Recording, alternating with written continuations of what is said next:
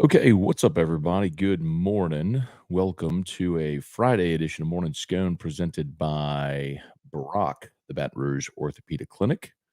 Of course, Hudco Roofing, HudcoRoofing.com, Restored Motions, RestoredMotions.com, and ProCharge EV, ProChargeEV.com. It is opening day out at the box, y'all. Fired up for it. The LSU baseball season gets kicked off today. Um, First pitched today, and couldn't be more excited for it.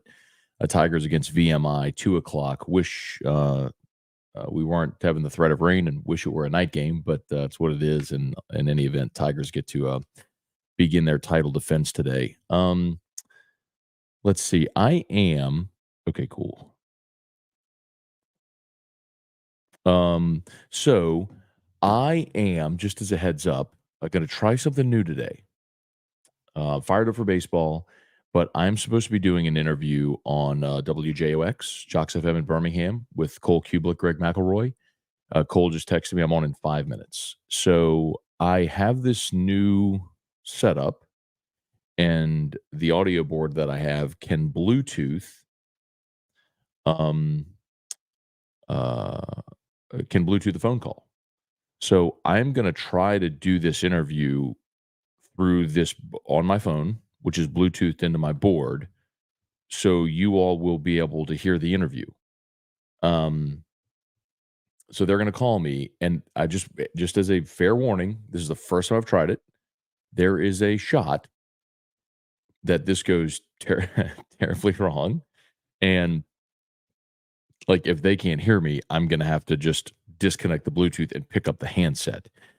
In which case, I'm more than happy to keep the stream going, and you all can hear my portion of the interview. But my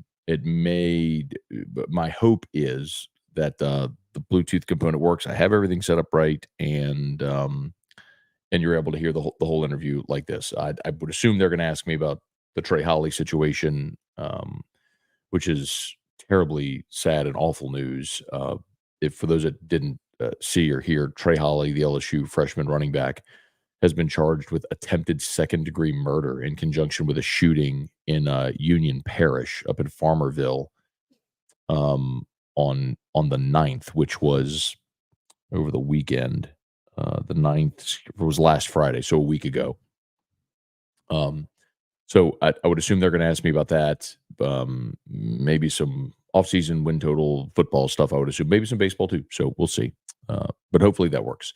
All right, we'll say some good mornings real quick. Ryan Amanda Guidry, Brian Wynn, good morning, y'all. Vaughn Bluesman, what's up? James McKinney, good morning. Kelly Gross, how you doing? William Moore, good morning. Hey, Joe Pa. That's former Tiger pitcher, national champion Joey Painich. Finally, baseball season. No more of that foosball. Michael Broussard, morning Matt from snowy Champaign, Illinois. Excited to stay home watching Tiger baseball. Great audio, by the way. Very cool. Yeah, man, I'm excited for today. Thatcher Hurd will get the ball. That much we know. We know Luke Holman will go second. It is a 4-game weekend. Remember, LSU will play Friday, Saturday, Sunday, Monday. So Jay announced the first 2 starters, did not announce the third starter because my assumption is they'll just play this weekend by ear, depending on how the first 2 games go and who's available. They do like Cade Anderson a lot. That was sort of what I was told. Wait, here we go. See if this is going to work. Right, here's the call. Hello, this is Matt. Don't think we're working. All right, hang on. Hello, this is Matt. Hey, John, I'm good, man. Sorry, I have a new audio setup at my house. I was trying to get y'all through my microphone and board instead of just on my handset. Anyway, I think I failed. So I was just going to get y'all better audio than just a phone call. So my apologies. But anyway, yeah, I'm good. Good to go. Sorry we got delayed in calling you, but they started talking NCAA football, the video game, and you know how people get. I do, but dude, I was never an NCAA football video game guy. I'm the outlier. Cole's right there too. Oh, sweet. Okay, tell him to ask me about it. All right, brother. See you, man. Currently with the LSU football program, and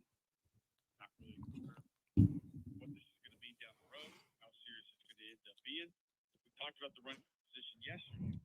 Sam reported yesterday afternoon Holly was facing 3 felony charges, including attempted second-degree murder, suspended indefinitely from the LSU football team. Matt Scone does radio now on the Firefight Hotline. Catch us up on this story, Matt. What more do you have? What more do you know about Trey Holly and charges that he's being accused of currently? Yeah, guys, unfortunately, not a whole lot more than what's been reported. I mean, there were some rumors that started to circulate earlier this week about a shooting. Nothing concrete, so nothing that I was comfortable talking about at all. And then we saw Pete's report where the sheriff up there in Union Parish in Farmerville confirmed the shooting and that Trey had been arrested, and that there were three individuals involved that have been arrested, and Trey Holly's been charged with 3 different felonies. The most serious, of course, is attempted second-degree murder. So beyond that, we know that LSU did give a statement, although they did not name Trey Holly. They just said a football player, a student athlete, has been suspended indefinitely from team activities. So that's really all we have as of right now. And understanding that when you're talking about the severity of the charges, it is speculating on something like this just is would be irresponsible of me. So that's what we know as of now. Deal. Guy that was getting ready to be a freshman had just signed ready to be a redshirt freshman, excuse me. Just signed or a sophomore, got a little playing time last year. Just a sad deal for sure. So there's been, I don't want to say a pattern by any stretch, but there have been a few random significant off the field issues that have happened with LSU over the last couple of years. Like, this is not, something that can be handled overnight. How do they kind of iron these things out? Well, I mean, specifically with the Trey Holly situation, Greg, I think you have to. We're all entitled to our day in court, and you're innocent until proven guilty. So this is just the legal process has to play out as it will play out. As of last evening, Trey Holly was still being held on $512,000 bond. So I don't even know yet, as of this morning, if he's bonded out. So that situation will play itself out. And honestly, under Brian Kelly, it feels like the number of off-field incidents that we've seen has been relatively minimal compared to what we had used to see. Now, I know last year during Mardi Gras, there was an incident with Malik Neighbors that some might remember. He was down at a Mardi Gras parade and got arrested for possession of a firearm. I mean, the Keyshawn Booty thing here recently, but that stemmed all the way back to before Brian Kelly even got the job. So I don't know, man. I honestly feel like I think every coach from the time the season ends to the start of spring ball, and time spring ball ends at the start of the season, they fear the middle of the night phone call and the police blotter. But it kind of feels like, I mean, I don't have a long list of a rap sheet in front of me right now, but it feels like the past few years there's maybe been a bit more discipline around the program than there had been in the past.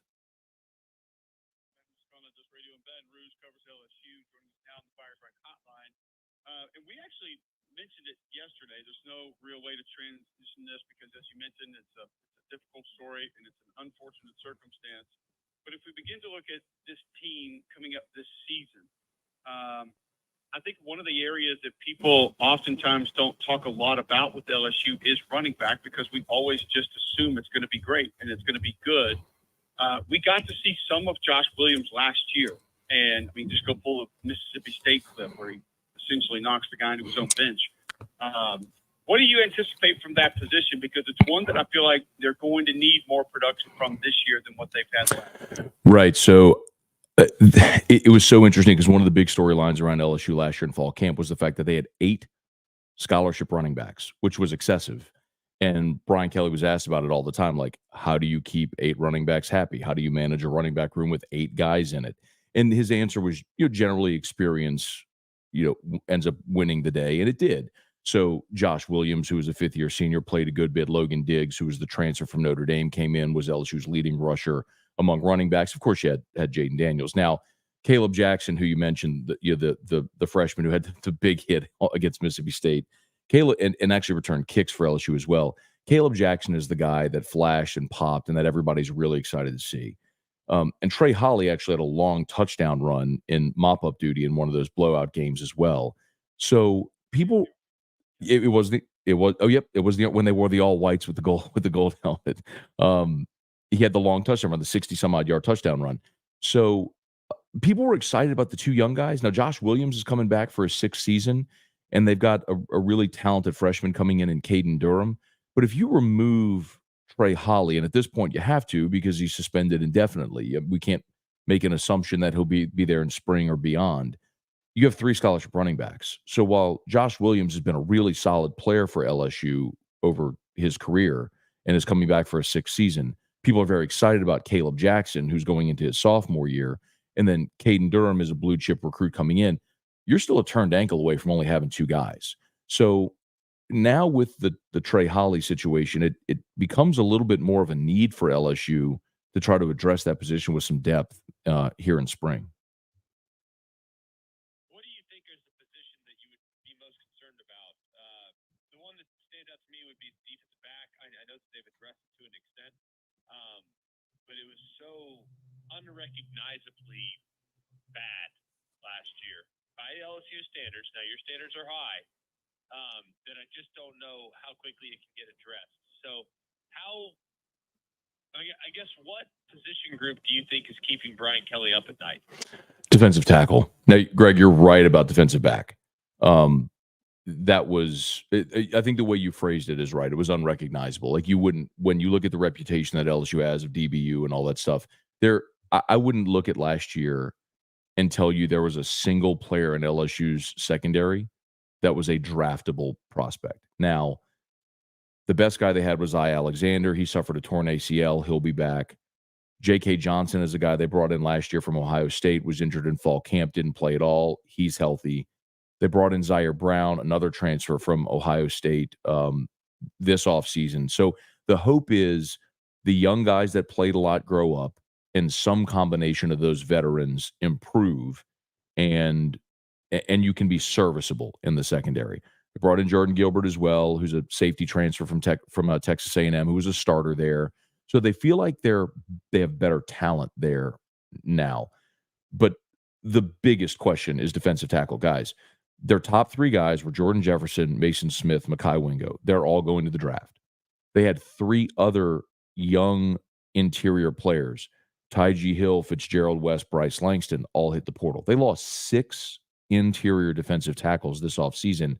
The only guys they have back are Jacobian Guillory and Jalen Lee. Like, that's it, returning on the interior. Now, they're bringing in a JUCO kid and Sean Washington. They signed 2 freshman interior linemen, including 5-star Dominic McKinley, who was the number 1 player in the state. But Brian Kelly's even talked about for spring, guys, they're talking about moving offensive linemen to defensive line just for numbers so it can be competitive in spring. So if there's a spot where Bo Davis, the new defensive line coach coming in, has to address, it's tackle. I mean, they have got to add at least 1, if not 2 more interior defensive tackles after that spring portal window. Before we let you run, when you saw 9.5 as the total posted, what were your thoughts? I felt like it was right, and I think it's more of a reflection on maybe some of the things we thought about this schedule a year ago that have changed a bit. For example, the UCLA game, the USC games, those don't look nearly as daunting now as they might have a year ago, right? Obviously, the Alabama game coming to Baton Rouge. If you look at some of the early spreads, they got LSU as a 2-point favorite. I mean, I don't know the last time LSU was favored over Alabama. So I think it's, if you had asked me what I thought that number would have been at this point a year ago, it wouldn't have been 9.5. But I think 9.5 is right. And honestly, guys, the swing game for LSU is that Ole Miss game that they get at the end of September, and LSU gets an open date before it. And if they manage to win their games in September, you could set up for a pretty special LSU season. They have massive questions. There's no doubt about it. The defense was bad, was historically bad, and you're losing 2,000-yard receivers and the Heisman Trophy winning quarterbacks. You have major questions. But but the schedule doesn't look as daunting today as it might have before all the coaching changes. Matt, great stuff, man. Thanks for taking some time to join us. We greatly appreciate it, and I look forward to catching up again soon. Anytime, guys. Matt and Scone.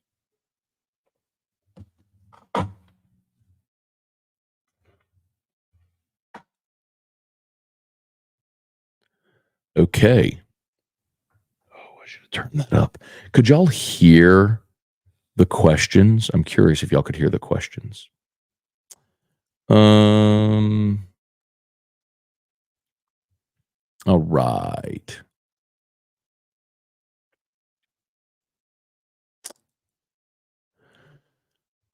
There we go.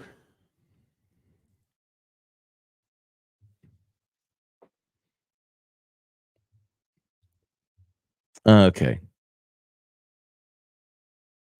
Okay. Interesting. I mean, it was on the phone. I was trying to hear, but anyway. So that's the magic of radio. But anyway, I don't know why it didn't work. I was trying to because I do not have this. I wonder if I needed to turn because look, I Bluetoothed the phone. I'm connected. See, watch, I can play. I don't think y'all necessarily care. I'm just playing with my new toy. But like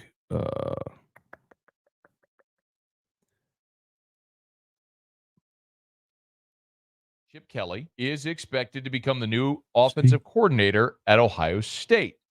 Is massive news for LSU. It is that's playing from my phone huge through the board in an arduous schedule. LSU's got a lot of questions on the defensive side, and honestly, replacing the Heisman. I don't know why the phone didn't work. I don't know why the phone call didn't work. That's weird. Anyway, all right. Glad to have you aboard with us here again.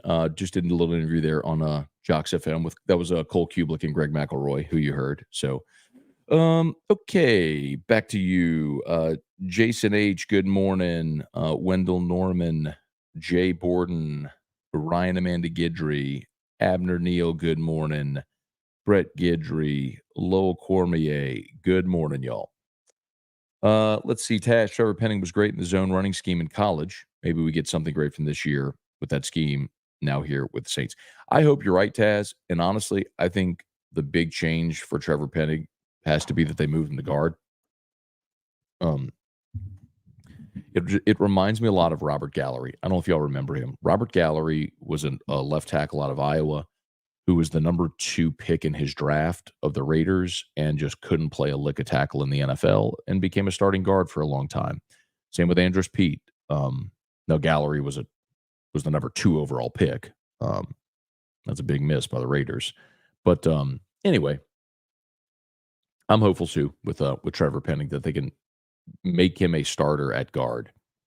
Brant Roban, morning, Scone Tigers on the prowl for another natty. My friend, who is a Gator, already smack talking about this season. Hashtag still salty. Yeah, I think Florida's got a good team, man. And, Jack Caglione is back. And, but Florida lost a lot in the MLB draft the same way LSU did. Of course, Wyatt Langford got picked 4th overall. And, there was the whole conversation about Langford and Cruz, who was the best position player. Hurston Waldrop, remember the Southern Miss transfer who LSU saw in that regional in Hattiesburg and then again in Omaha. Waldrop was a first-round pick. Brandon Sproat was a second-round pick. They lost Josh Rivera, Philip Abner. I mean, they got gutted. Florida got gutted by the draft like LSU did. So, but when you're a good team with a great program and the opportunity in the portal to reload, those opportunities are there. But it is worth, at least mentioning that, yes, I think Florida's very good. It's going to be very good. When you look at, the top of the East, everyone's picking Florida. The coaches pick Florida. The media pick Florida.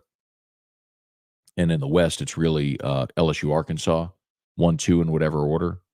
But Florida should be good. But they have a lot of the same questions LSU does, man. Ray Langlois, good morning. Excited for the start of LSU baseball. Daniel Roof, good morning. Sad to hear about Trey Holly. Luckily, I think LSU is going to be fine at running back. I think when you talk about Trey Holly, it's just first of all, it's the very serious nature of the allegations, right?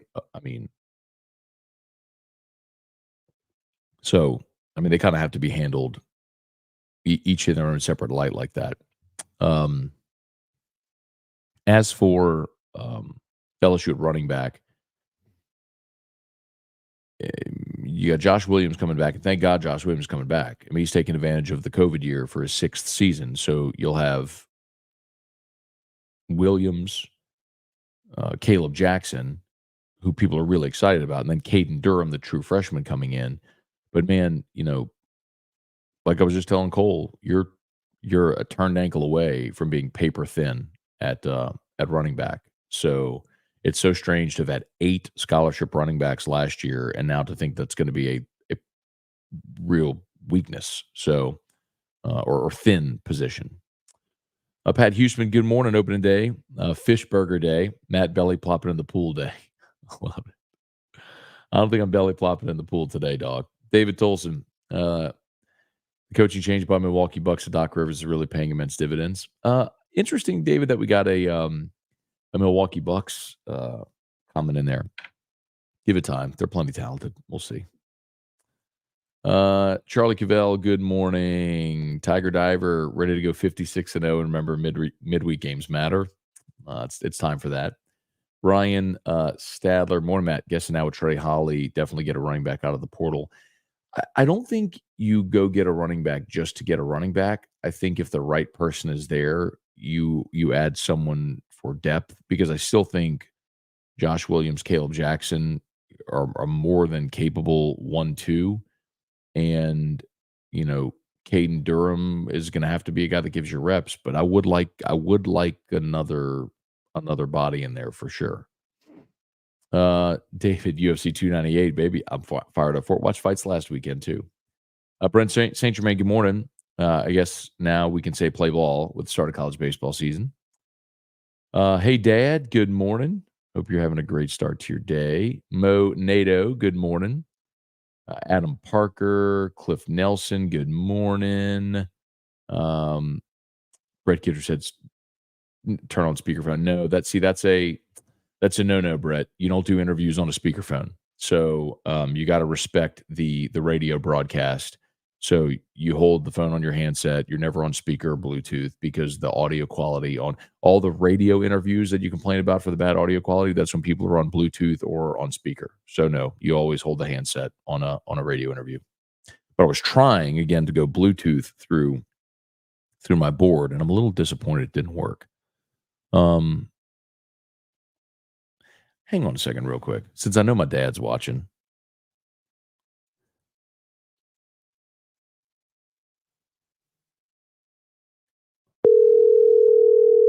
Why is this working? I'm so bummed it didn't work. Y'all should hear the ring. Hey, buddy. Hey, Dad, you're on Morning Scone.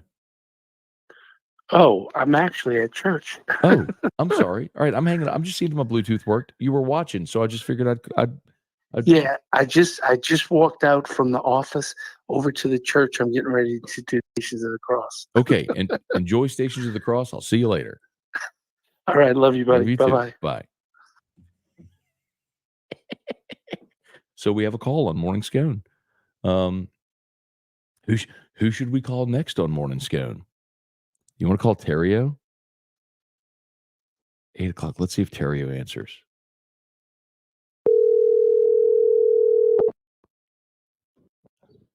Hello? Hey, you're on Morning Scone. Hey, you're on Morning Scone. Oh, well, I don't think it's working now. I don't know what's going on. All right. I'll call him back later. Anyway, that was weird. He didn't answer or didn't say anything back. Could y'all hear him? Could y'all hear them? I could hear him in my headphones. Weird. Sports guy said, "This is a big month for Morning Scone. A lot of firsts this month. This month, indeed." Strong side. Good morning, Uncle Scone. Finally caught up Musso at the Box Great podcast. Yeah, man, he's doing a great job. Call T. I can't call T Bob. T Bob's on the air.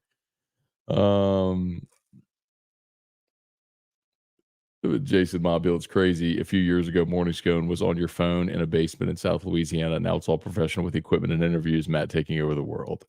I was never in a basement, to be clear, Jason. No basements. No basements. All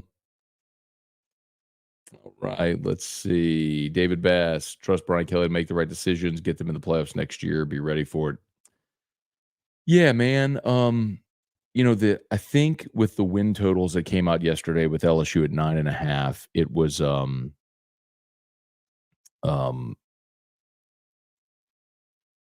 interesting because I would have looked at that schedule and thought, man, USC, UCLA, Bama, Ole Miss coming off an 11-win season. Oklahoma rotates on. Well, Oklahoma's win total 7.5. LSU, the early line on that is LSU -2 against Bama. UCLA certainly is going to be a significant underdog in Baton Rouge, and LSU I saw yesterday would be a 7-point favorite over USC in Vegas. So anyway, I think it looks more manageable. You've got to get your defense to play better, and Nussmeier has to prove he's ready. And if that happens, I think LSU could have a special season. Could. Brandon Gaucher said, "Good morning. I see a new bottle of Weller on the shelf." You do. Very astute. Someone did notice it yesterday. I finally completed the collection with Weller Foolproof right there, the blue label Weller. I had them all prior. Special Reserve, Old Weller Antique, Weller 12, CYPB, Single Barrel, and now Foolproof. I've got them all. So I won't disclose who, but I made a trade this week with a friend for this one. I will not disclose who it was, but I gave up a haul for it. I gave up a Weller Special Reserve, an Old Weller Antique, an Eagle Rare, and a bottle of Jefferson's Ocean Wheated. I gave up 4 bottles, including 2 Wellers and an Eagle Rare for that. But it was the last one. The only one I didn't have. So anyway.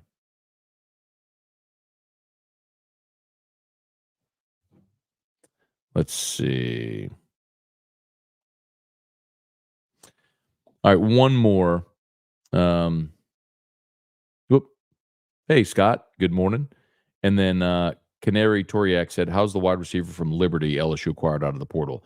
CJ Daniels, he was a 1,000-yard receiver at Liberty, their leading receiver a year ago. And I think he's a guy that's going to fit in really well in this offense. He's a guy that's coming in looking for the opportunity to pop in an SEC Power 5 offense. And if he does, he'll increase his draft stock. And LSU needs veteran receivers, and they added 2 of them. So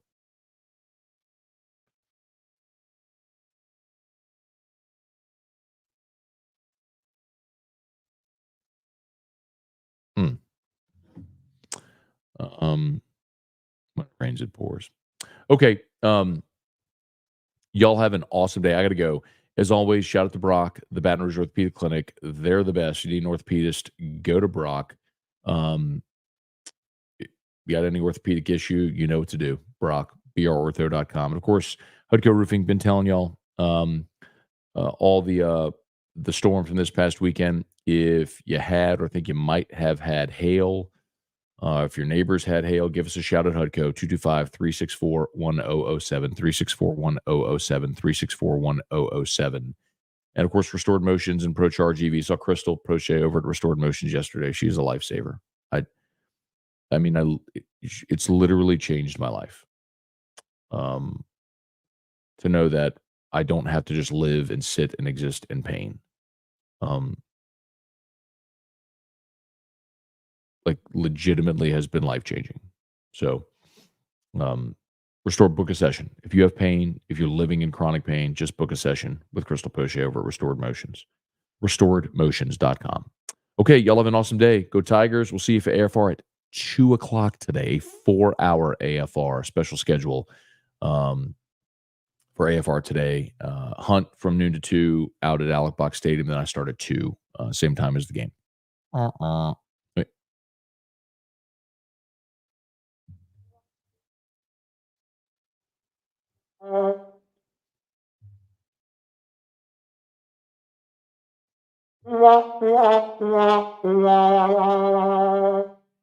All right, y'all have a great day. Peace.